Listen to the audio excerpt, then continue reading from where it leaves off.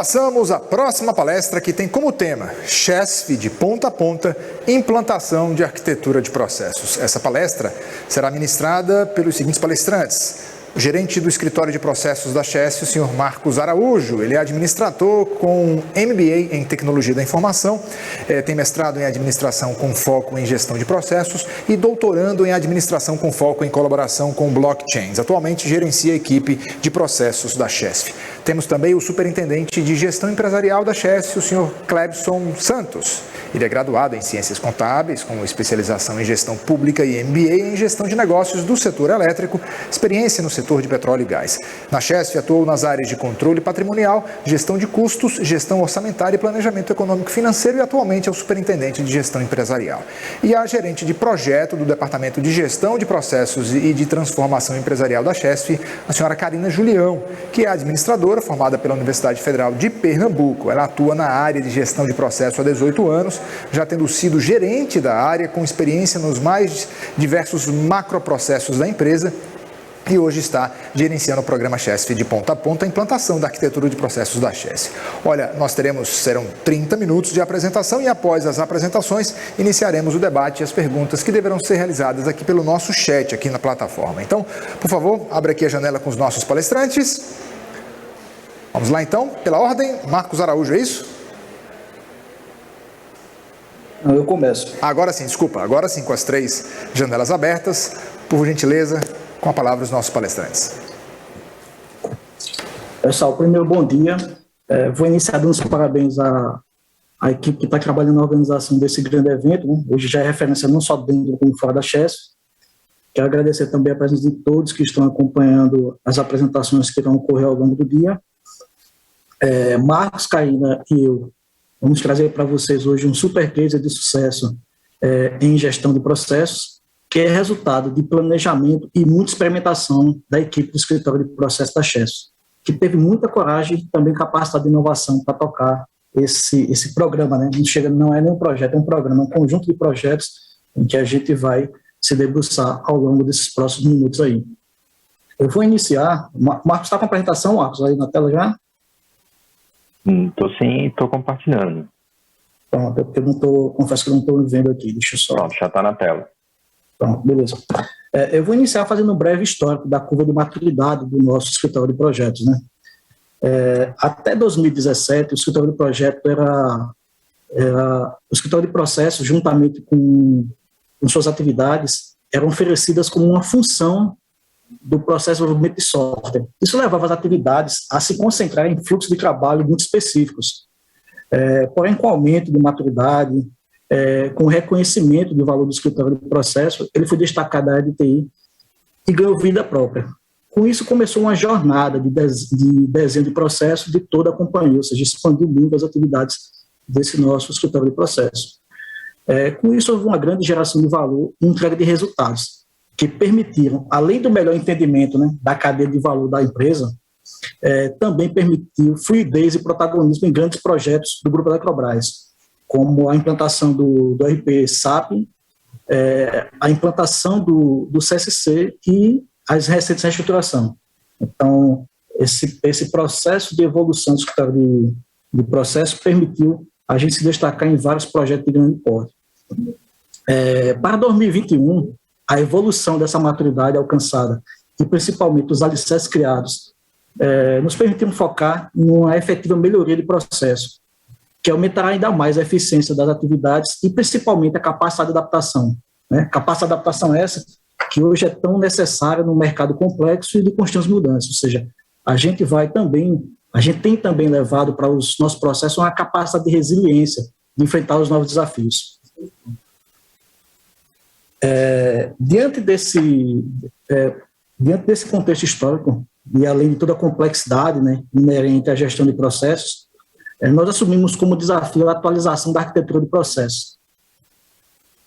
E essa arquitetura de processo eu vou tentar não ser chato, né, na discussão dela e tentar de certa forma ser bem resumido.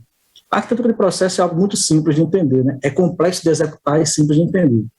A arquitetura de processo ela é uma composição de de processo, né? Começa com macroprocessos, que são divididos em processos e subprocessos. A complexidade ou o nível de aprofundamento do detalhamento desse processo depende muito dos objetivos da companhia, né? Hoje a gente trabalha aí com esses 3 níveis, né?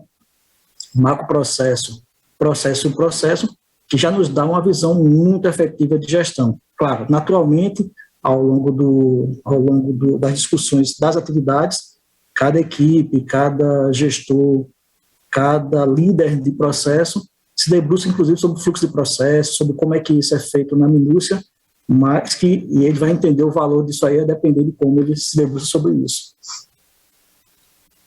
A gente tem, dentro dessa... Por que eu quis falar um pouco sobre essa arquitetura de processo? Né? Porque dá esse contexto geral, essa conceituação da arquitetura.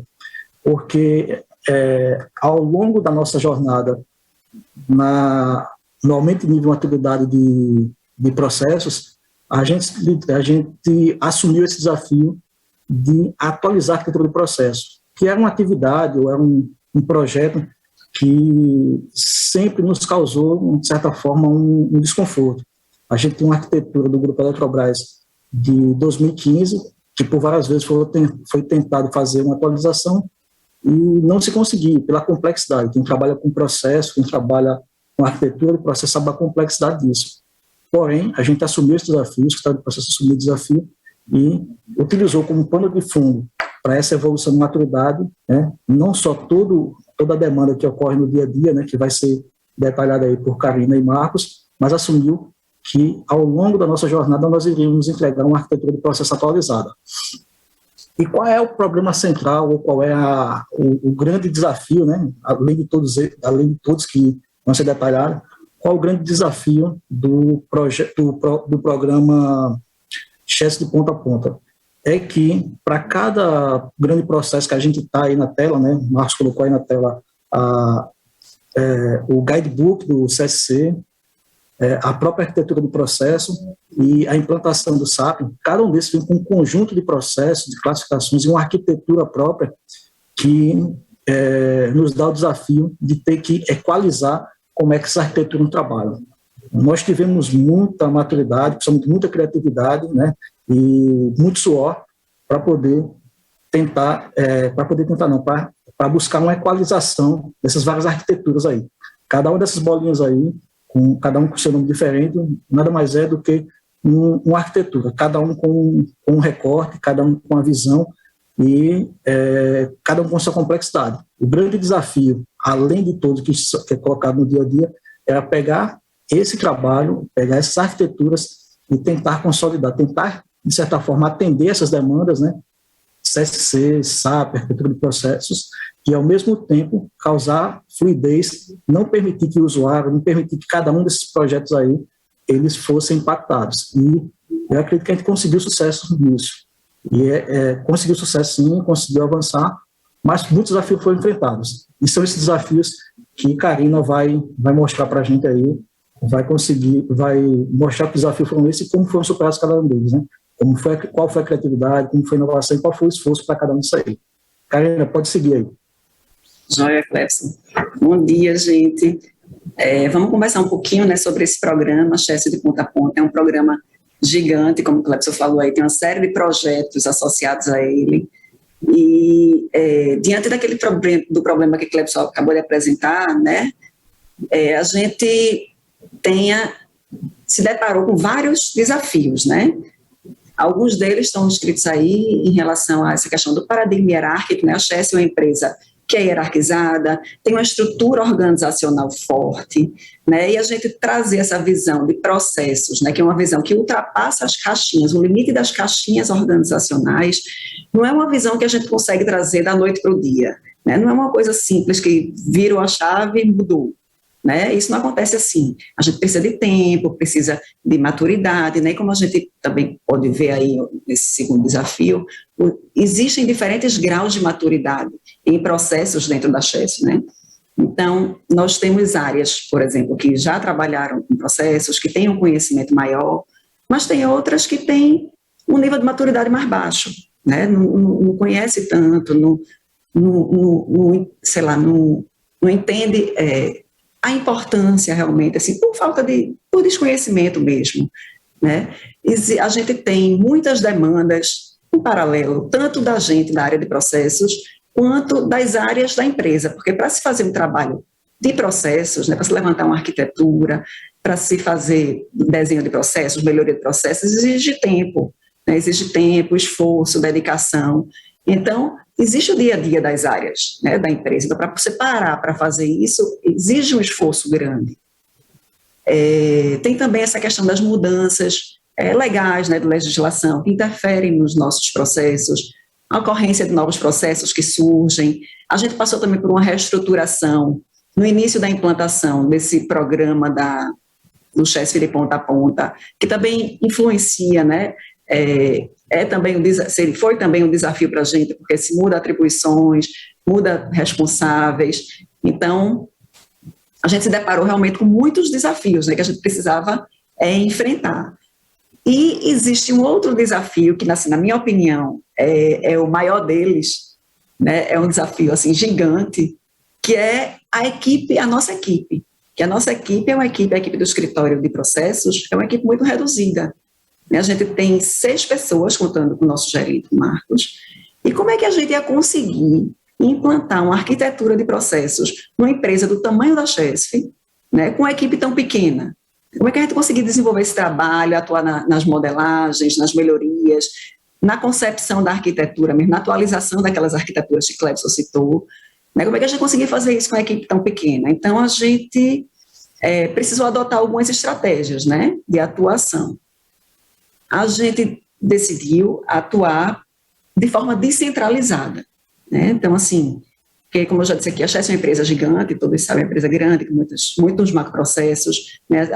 A gente atua em mais de 30 macroprocessos, mais de 500 subprocessos, né? Então, é uma empresa grande para a gente fazer um trabalho top-down, digamos assim. Então, a gente optou, né, até por experiências anteriores também, nesse programa, a gente atuar por projetos, né? Então, se uma diretoria chega para a gente, traz a sua demanda, uma superintendência traz a demanda da superintendência, então a gente tem vários projetos associados dentro deste programa, e a gente vem atuando desta forma, né, descentralizada. Então, as áreas trazem as demandas para a gente, né, por modelagens de processos, mapeamento, por melhorias de processos, e a gente associa isso à concepção da arquitetura, né, daquele macroprocesso correspondente, né? Então, a gente levanta os processos em que a área atua, faz aquela estrutura, como o Clebson mostrou, de qual é o macroprocesso, quais são os processos associados e quais são seus subprocessos, né, associados também, para, a partir daí, né, a partir dessa concepção, onde a área consegue ver, enxergar todos os processos em que ela atua, a gente passa a fazer uma priorização, né, desses processos, desses subprocessos, para que se atue, se foque naqueles que são mais críticos. Então, depois dessa concepção, a gente vai atuar, vai atuando, vai fazendo esse levantamento, gerando toda a documentação, né, que é associada aos processos, a partir dessa concepção da arquitetura, da priorização, né, aí a gente vai e faz todo esse trabalho. Então, a gente vem atuando dessa forma, né, por projetos descentralizados, e como eu falei anteriormente, a nossa equipe, por ser muito reduzida, a gente precisava de força de trabalho, né? A gente precisa de pessoas que trabalhem com a gente, né? Para poder fazer toda essa organização, estruturar toda a empresa, né? Dentro dessa arquitetura de processos da empresa, né? Da CHESF como um todo.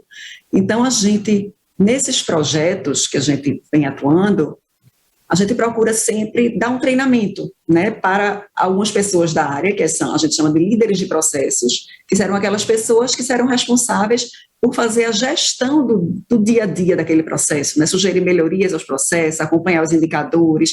Então, a gente fornece esse treinamento, essa capacitação a esses líderes de processos, repassando a metodologia, os formulários que a gente utiliza, num mapeamento, numa melhoria de processos. A gente faz toda essa capacitação para que eles possam ser a nossa extensão, né? Para que possam ser, agregar também essa força de trabalho junto a gente, para que a gente tenha mais pessoas sendo capazes de atuar também, até porque os processos, eles são da empresa, eles são das áreas, né? É importante que essas pessoas se apropriem desses processos, né? Então, a gente fornece esse treinamento, as pessoas ficam aptas, né, e entendem do que é uma gestão de processos, como é que se faz um levantamento de processos, para que possam atuar junto com a gente. Além disso, a gente fez também uma contratação de uma empresa, né, de uma fábrica de processos, que também nos ajuda nesse trabalho de mapeamento e de modelagens e melhorias de processos, né, junto a gente. Então, temos nós do escritório, temos os líderes de processos das áreas e temos essa fábrica de processos também, né, que nós contratamos. E a gente precisava dar uma maior agilidade aos nossos trabalhos, né, porque, como eu já disse aqui, o trabalho de modelagem é um trabalho que exige dedicação, exige tempo, né, esforço de todo mundo, mas aí a gente, assim, precisava agilizar as nossas entregas, né, para que a gente conseguisse entregar mais e, né, como eu já disse, por um programa desse porte, a gente precisa de agilidade, né, então a gente passou se inspirando em metodologias de mercado e tendo como referência algumas metodologias de mercado, a gente desenvolveu uma metodologia própria, né, uma metodologia autoral, onde a gente busca referências, por exemplo, do design sprint. A gente adotou a ideia de fazer o sprint semanal, né, ou seja, dentro de uma semana, de segunda a sexta, a gente entrega os produtos de uma modelagem de processos, de uma melhoria de processos, dentro daquela semana. Tá? Então, a gente inicia na segunda e finaliza na sexta. Né? Do Scrum, por exemplo, a gente adotou a prática de reuniões de planejamento. Então, a gente faz reuniões de planejamento semanais, na semana anterior ao sprint, para que a gente possa planejar junto aos líderes de processo, junto aos pontos focais das áreas, para que a gente possa fazer esse planejamento do que vai ser trabalhado na semana seguinte dos sprints. Né? Então, essa figura aí, esse fluxo, ele mostra de forma resumida, né, porque essa metodologia, nossa, ela é uma metodologia que ela não é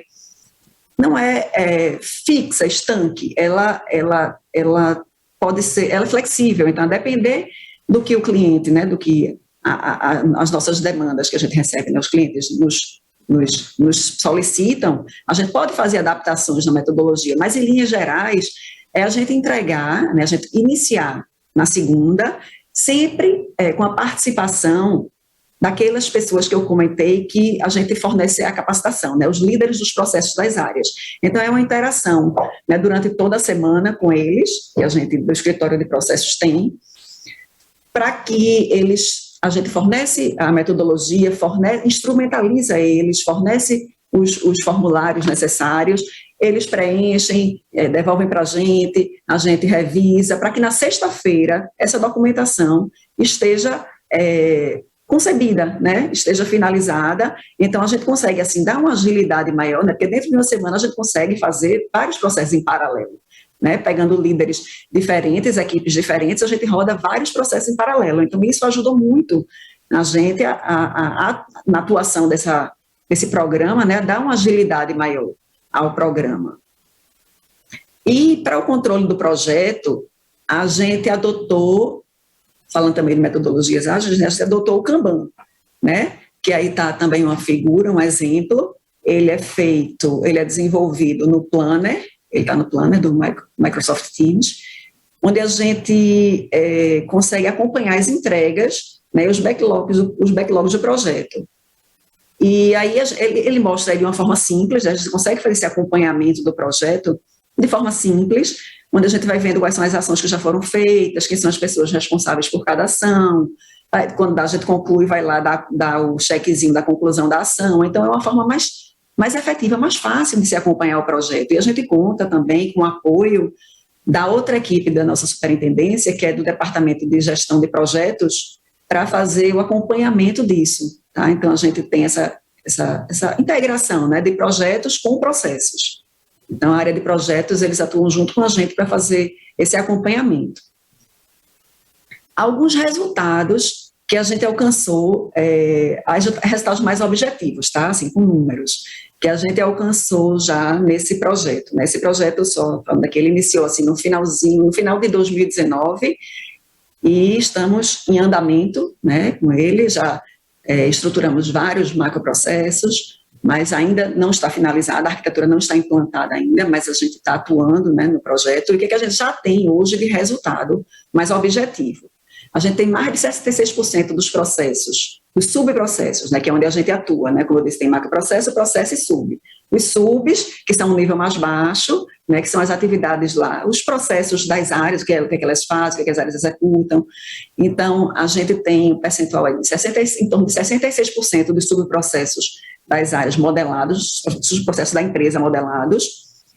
Desses subprocessos modelados, em torno de 87% tem indicadores, né, que foram concebidos, indicadores elaborados, né, para fazer a gestão do processo, o acompanhamento do processo, controle, né. A gente também, essa documentação, esse trabalho de processos serve como referência para desenvolvimento de painéis de BIs, né, a gente tem aí, em média, 14 painéis de BIs que foram desenvolvidos a partir da modelagem de processos, tendo como referência a modelagem, 11 RPAs, né, que são aqueles robôs para automação dos processos, que também são feitos a partir de referências, pegando como referência a modelagem de processos. E hoje a gente tem também, e Marcos vai detalhar um pouquinho mais isso mais para frente, mas a gente tem também hoje um repositório único no SharePoint, né, que é uma ferramenta que a gente disponibiliza toda essa documentação, toda essa arquitetura de processos, né, que a gente já fez até agora, né, tudo que a gente vai produzindo, né, de macroprocessos, processos e subprocessos, disponível para todos da casa, né, então todos que queiram acessar, que queiram conhecer os processos, saber quem são os responsáveis, conhecer os fluxos, os indicadores, a gente hoje tem esse repositório único no SharePoint que a gente vem alimentando ele, né, e assim, além desses resultados objetivos, a gente tem também uma série de outros benefícios, né, que a gente tem com a modelagem, com um desenvolvimento de uma arquitetura de processos, né, por que é bom, né, fazer uma arquitetura de processos, né, por que é importante se fazer. Então, assim, a arquitetura, a gente tem uma arquitetura de processos estabelecida na empresa, ela consegue ter uma referência única, né, dos processos que a empresa atua, né, para todos da empresa, todas as pessoas, todos os empregados têm essa mesma visão, né, conseguem ver todos os processos em que a empresa atua. A gente pensando em pessoas, questão de treinamento, por exemplo, que é uma realidade na Chesf, né, o trabalho da modelagem de processos, o mapeamento de processos, os documentos que a gente gera, os fluxos, os descritivos, né, as narrativas dos processos, com as informações dos processos, dos subprocessos, servem como insumo para a realização de treinamentos, né? Assim como para, por exemplo, você definir gestão com competências, né, baseadas lá nos processos, ou desenvolvimento de quadro de pessoal, né, pensando nessa área assim, de pessoas. Uma outra questão também, um outro benefício em relação a auditorias. A gente hoje já é demandado tanto por órgãos internos, né, de controle, quanto por órgãos externos, né, de controle, por uma arquitetura de processos. Então,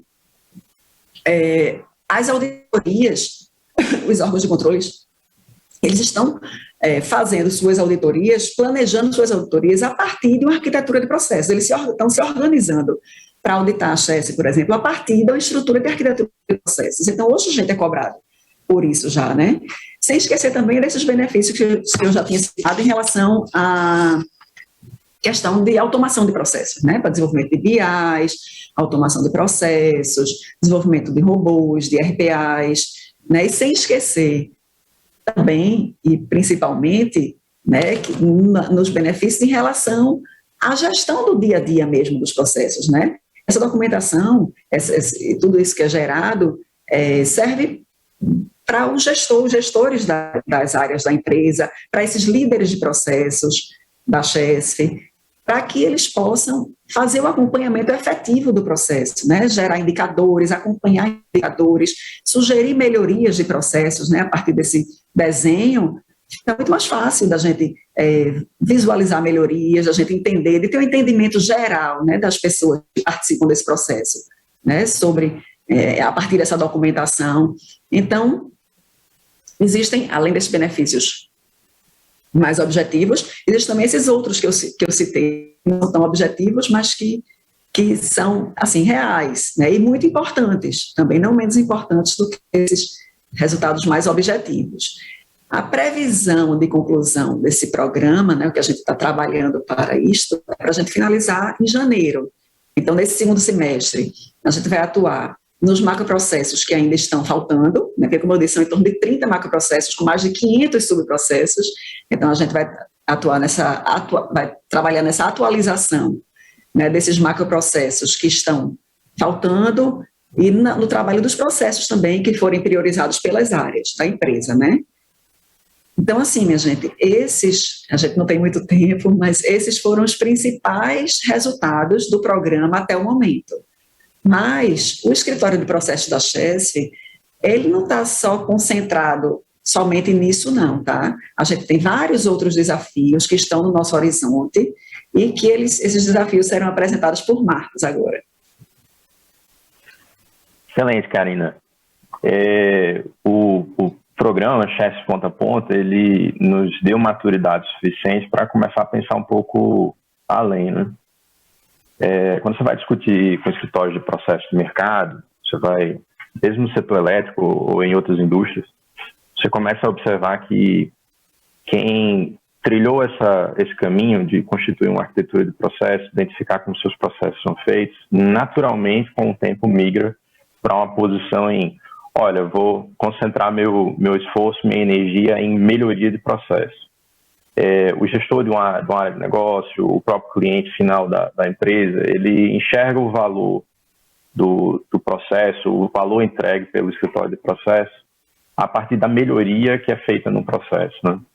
Então, quando a gente está falando disso, a gente está falando de mudar a posição, mudar a forma como o escritório de processo atua. Então, naquele quadro de evolução ali da maturidade que o Clebson apresentou logo no início, nós estamos na transição do segundo para o terceiro step. Então, o escritório de processo da Chesf, ele se posiciona numa perspectiva de se consolidar na transição de 2021 para 2022 como um escritório de processo que foca especificamente na melhoria do processo. E assim entregar mais valor para os clientes internos e também para o consumidor, o cliente da Chesf, né? Para que a gente faça isso, é preciso alinhar esse movimento com algumas ações pontuais, né? Toda essa documentação produzida no Chesf Ponta a Ponta foi materializado, é um programa, né? Então ele é materializado por diversos projetos, praticamente a gente teve um projeto por diretoria aqui da Chesf. Toda essa documentação ela precisa ser de uso para as pessoas. As pessoas que trabalham no dia a dia dos processos têm que enxergar a utilidade nisso, elas precisam perceber esse desenho, a documentação do processo de alguma maneira. O processo é uma coisa etérea, você não consegue pegar o processo, você não consegue ver o processo.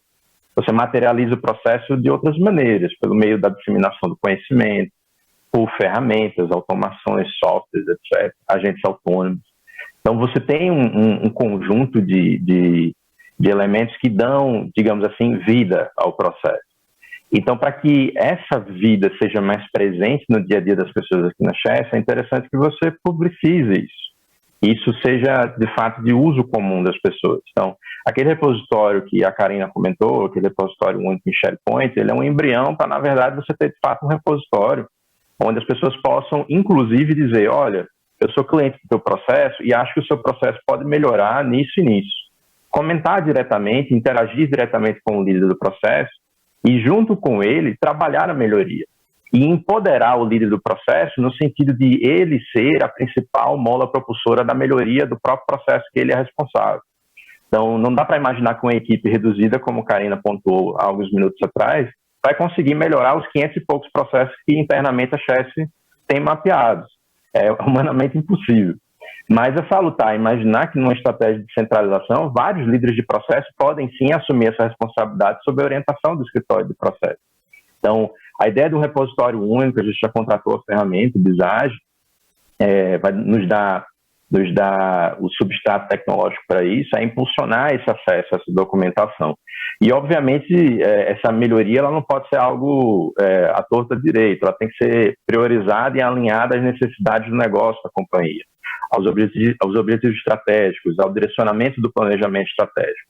Então, nós estamos ensaiando, ao fim desse ano, entregarmos o primeiro programa anual de melhoria de processos da Chess, onde as áreas, as diversas áreas da empresa, elas possam apontar, olha, esse processo aqui, o processo A, ele é um processo crucial, tem uma série de problemas nele, e eu acho que é interessante trabalhar uma linha de melhoria nesse processo. E faz sentido porque esse processo, ele lida diretamente com a receita, ou a redução de custos pode trazer um resultado significativo para nós. Bom, e quando a gente fala de materializar processos, naturalmente você, dentro do contexto de transformações, o próprio presidente Fábio, na fala inicial de abertura do Chess Day, explorou muito isso, intensificar a digitalização e a robotização. É assim que as pessoas, de fato, se encontram com a melhoria processual. A gente está numa era digitalizada, então muitas vezes você pensa o processo de forma digital, já de cara. Você não pensa em fazer o processo manual ou o processo de uma maneira tradicional para depois pensar em digitalizar. Não, ele já tem que nascer digital. O mundo é assim hoje em dia, né? Então, intensificar a digitalização dos processos e a robotização, junto com o suporte das áreas de TI, fornecedores, etc., trazer inteligência, trazer automação, automatização, agentes inteligentes, agentes autônomos, para tornar os processos mais simples, transparentes e eficientes. Todo aquele conjunto de indicadores que Karina mencionou, a gente tem aí 87% dos processos que a gente já modelou com indicadores, então é muito indicador. Obviamente que existem indicadores e indicadores, existem aqueles que são mais relevantes para o negócio e aqueles que são mais relevantes para questões operacionais, internas das empresas. Mas é salutar imaginar que todos os indicadores de Chess deveriam estar num lugar só, num único ponto de referência, né? Então, nós vamos trabalhar firmemente nisso, para que os indicadores da empresa eles possam ser acessados pelos gestores ou mesmo pelos empregados de uma maneira geral, a conferir suas metas, desempenho, etc., com base nos indicadores do processo. E, por fim, mas não menos importante, eu acho que isso é um grande elemento importante dentro do nosso roadmap, é a ideia de, a partir da virada do ano 2021 para o ano 2022, a gente começar a explorar um conceito que vem trendy aí no mercado desde 2018, final de 2018 e 2019, que é a mineração de processos. Minerar processos nada mais é do que perceber que um mesmo processo pode ser performado numa empresa de N maneiras diferentes. Existem referências de mercado, alguns fornecedores tradicionais nesse quesito, eles já apontam para a gente que se você consegue performar o teu processo em 30% das vezes que você roda ele, da maneira como você imaginou que ele iria rodar, você está com um excelente resultado. Porque na prática, o mundo real, ele quebra muito a ideia de como você planejou que o processo iria ser rodado. Então, a mineração de processo, ela nos dá a possibilidade de identificar de quantas formas diferentes um mesmo processo é performado na organização. Então, imagina aí suprimento, o pessoal da manutenção, de subestação, linha de transmissão, o próprio pessoal da operação. Então, de que maneiras diferentes as N pessoas, os N colaboradores, os N empregados de uma empresa conseguem performar o mesmo processo. E aí o mais relevante disso tudo, com certeza existe uma ou outra maneira que é executada, performada por alguém da equipe, que é melhor do que a maneira como foi pensado para que o processo seja rodado. Então, se aquela forma de executar o processo é a melhor e a gente identifica de que maneira aquele processo é feito por aquela pessoa, por aquela equipe, aquela forma tem que ser o padrão. Então, a mineração de processo ela nos dará muito esse volume, esse poder de fogo, podemos assim dizer, de apontar melhores práticas, melhorias de processo e partir para uma ideia de transformação de processo. Existe uma diferença bem explícita entre o que é melhorar e o que é transformar. A melhoria é um tanto óbvia, mas a transformação ela não tem muito compromisso com o que já está posto. Você simplesmente pega o processo, amassa ele, joga no lixo e faz um novo processo. Um processo que seja mais orientado à realidade em que o processo está situado, com mais digitalização, com mais foco no cliente, com mais geração de produto e mais valor. Então, é isso que está posto no nosso roadmap. É isso que eu pretendo, junto com Karina, com o Clepson, no próximo Chess Day, apresentar para vocês, resultado dessa nossa trilha ao longo desse roadmap no horizonte desse espaço de um ano. E agradeço desde já o espaço e a atenção que todos vocês nos deram. Esses são nossos contatos no LinkedIn, Clepson, Karina e eu. Então fiquem à vontade para escanear com o QR Code do seu celular e nos adicionarem e e eventualmente se estenderem nessa discussão em outro fórum, em outro momento. Desde já, mais uma vez, agradeço em nome aqui da equipe, obrigado e estamos à disposição para perguntas.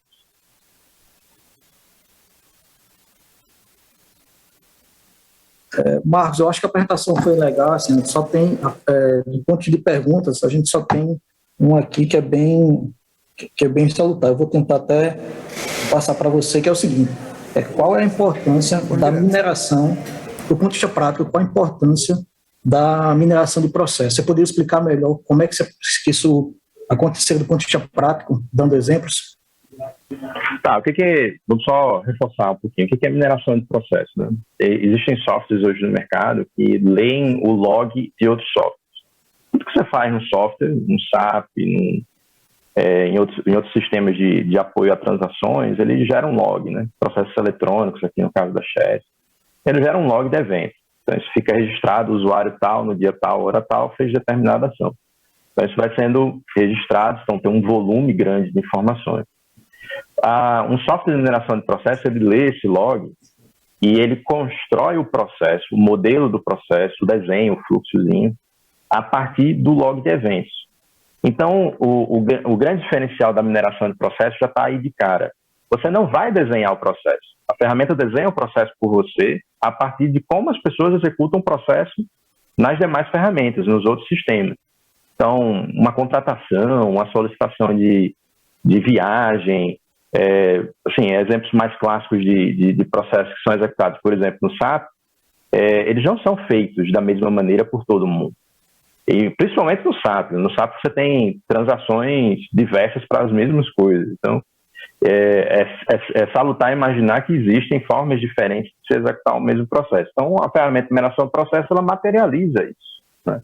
Eu tive acesso a um case, por exemplo, em suprimento, em que uma mesma empresa, duas matrizes, uma na Alemanha, outra nos Estados Unidos, executavam um processo de contratação dos seus fornecedores de cerca de 86 formas diferentes. Então, era o mesmo processo, em tese, mas duas filiais da mesma empresa executavam aquele processo de 86 formas diferentes. É óbvio que existem grandes diferenças e pequenas diferenças entre um processo e outro, mas você conseguir mapear, identificar isso e aí analisar, tem uma forma aqui que só aquele pessoal lá da filial de Denver faz. E eles conseguem, com essa maneira aqui, economizar X em contratações ou diminuir o espaço de tempo de uma contratação. Então, eu acho que essa forma aqui do pessoal é legal. Vamos dar uma estudada, vamos ver como é que eles fazem aqui. Então, você pega essa maneira de rodar o processo e torna o padrão. Então, ele deixa de ser só uma variante para se tornar agora o padrão, porque esse padrão é mais eficiente. Então, resumidamente, uma ferramenta de mineração de processo, ela nos traz o poder de enxergar uma realidade que hoje ela está oculta nos logs nos registros de log dos sistemas. A gente não sabe isso, né? É algo que está debaixo do tapete. Então, você levanta o tapete e descobre a realidade que está posta a partir dos logs de eventos. Perfeito. Tem uma pergunta aqui do Catarina. Ela pergunta o seguinte: foi dito que a Sprint é entregue semanalmente pela equipe de processos e que conseguem fazer várias entregas paralelamente. Uma pessoa responsável, aí ela faz a afirmativa, né? E depois ela vem com a pergunta. Uma pessoa responsável por uma única entrega ou por várias entregas na semana. Essa aqui é a Catarina, ela fala que é da turma da UFPE. Show, Catarina. Você quer responder essa, Karina, ou eu respondo? Responder. Uma pessoa, um líder de processo, ele é responsável pela entrega daquele processo. Agora, existem alguns formulários, por exemplo, a gente fornece, né? Um formulário que consegue ter uma visão sistêmica do processo, um outro formulário que é um detalhamento maior do processo, um passo a passo do processo, uma narrativa do processo. Um outro formulário é o fluxo do processo, que esse fluxo geralmente é feito pela equipe nossa, né? Assim, eles entregam para a gente, no caso o líder entrega para a gente essa narrativa com detalhamento do processo e a gente, da equipe de processo, gera o fluxo. e são responsáveis também pelos indicadores, pelo formulário de indicadores do processo. Então, assim, são alguns formulários que são entregues dentro de uma semana. Então, por exemplo, na segunda-feira, a gente faz a reunião lá. Na terça-feira, eles encaminham esses formulários para a gente. Na quarta-feira, a gente valida esses formulários e devolve para eles. Na quinta-feira, eles olham e devolvem para a gente. Então, a gente faz essa... Existe dentro daquela metodologia que eu mostrei, né, de forma resumida ali, esse passo a passo, né, que é feito, essa troca que é feita com os líderes, para que na sexta-feira, essa documentação desse processo esteja entregue. Quer complementar, Marcos? Sim, aí só complementando... Obrigado pela pergunta, Catarina, por você estar nos prestigiando aqui. Obviamente que a gente também faz uma preparação, né, com os pontos focais, os dias de processo, para que a gente não tenha na mesma programação. Geralmente essas sprints são com 4, 5 subprocessos, né? A gente não tenha na mesma programação, na mesma semana, 2 subprocessos cujo líder é o mesmo, né? Então você não vai sobrecarregar o líder do processo com 2 subprocessos sendo modelados na mesma semana. Então, você cria um calendário, um conjunto de prévio de informações a ser repassadas aos líderes e, assim, todo mundo se programa da melhor maneira. Essa prática, como a Karina pontuou, se adaptou à daily meeting, né, do Scrum. Então, a ideia é, obviamente, semanal, mas justamente para pensar a sprint, né? Pensar a sprint com quem vai executar, de fato, a sprint junto com o escritório de processo, no caso, os líderes dos respectivos subprocessos. Perfeito. O Marcos, eu quero fazer um comentário rápido, Marco e Karine, que é o seguinte: a gente, quando coloca esse sprint aí de uma semana, para quem não é da área de processos, não percebe o valor que isso tem, né? A gente, recentemente, até nesse contato com a empresa contratada, a gente se deparou com a resposta que é impossível fazer isso em uma semana, né? O impossível é algo que o pessoal sempre coloca quando fala de fazer o mapeamento de um processo em uma semana. E isso de forma específica. De forma geral, a gente, no último mês, a gente teve contato com algumas empresas, inclusive do setor de energia, né? Algumas grandes empresas, e a média de mapeamento de processo ano, que a gente percebeu, é algo em torno de 60 a 80 subprocessos mapeados. A gente tem apresentado um resultado de algo em torno de 120 e 140 processos ano. E isso é resultado dessa metodologia, da aplicação de experimentação e, principalmente, dessa capacidade de superação da equipe do escritório de processo da Chess. Eu acho que vale a pena a gente fazer esse comparativo, porque sempre quando a gente bota uma semana, para quem não está no dia a dia, não entende o que é isso, geralmente essa atividade é uma atividade que no mercado se fala em fazê-la em um mês, né? E eu acho que um outro ponto que eu queria fechar falando é o seguinte: vale um pouco ressaltar, a Chess é uma empresa de uma cultura muito forte para o bem e para o mal, né? Então, do ponto de vista de olhar um processo, tentar mudá-lo, muitas vezes a mudança de uma atividade, de uma tarefa, é quase que uma situação de morte para o dono do processo. A gente se depara com isso, muitas vezes tem que discutir, debater. A velha frase do sempre foi feito assim, ela é constante no nosso dia a dia, mas nem por isso a gente recua, pelo contrário, a gente mostra o valor nas mudanças, nas alterações, e é sempre um trabalho de cocriação. Eu acho que esse é o grande mérito desse programa, não se acomodar com a segmentação que já existe, né, em processo, em atividades que são feitas durante décadas, e ao mesmo tempo a gente ter a capacidade de ter essa cocriação. Eu acho que é isso.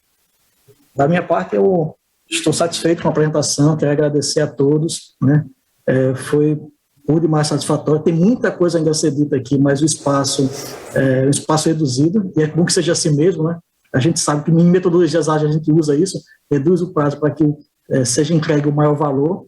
E, da minha parte, só agradecer tanto aos colegas aí, Marcos, Karina, quanto a equipe que está aí no background, nos ajudando. Melhorou, no dia a dia. né? Opa! Desculpa. Sim.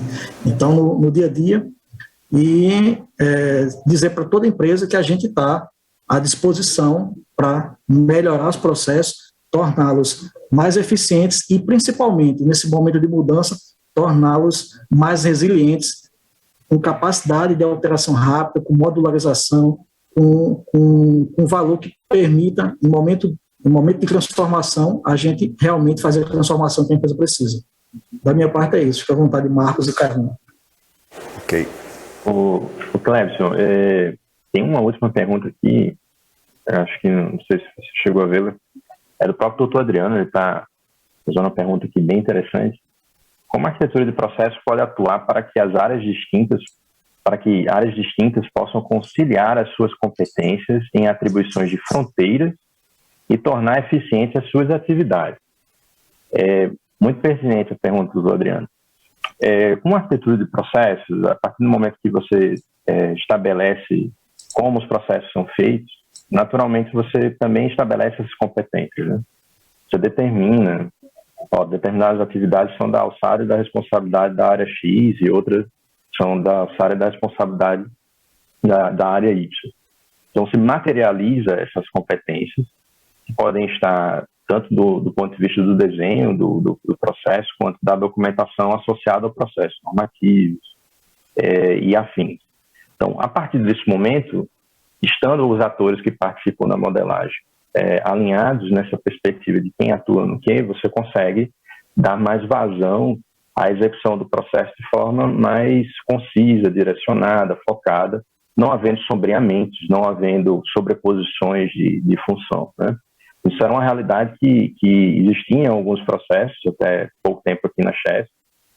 A gente avançou muito, por exemplo, até em alguns outros projetos que já foram apresentados aqui pela manhã e no Chess Day do ano passado, utilizando as referências produzidas no Chess Ponta a Ponta, como no caso do CSC Nordeste. Então, essas atribuições ficaram mais claras, as pessoas conseguiram compreender melhor qual é o seu espaço, a sua linha de trabalho, onde é que eu agrego, onde é que eu entrego o meu produto.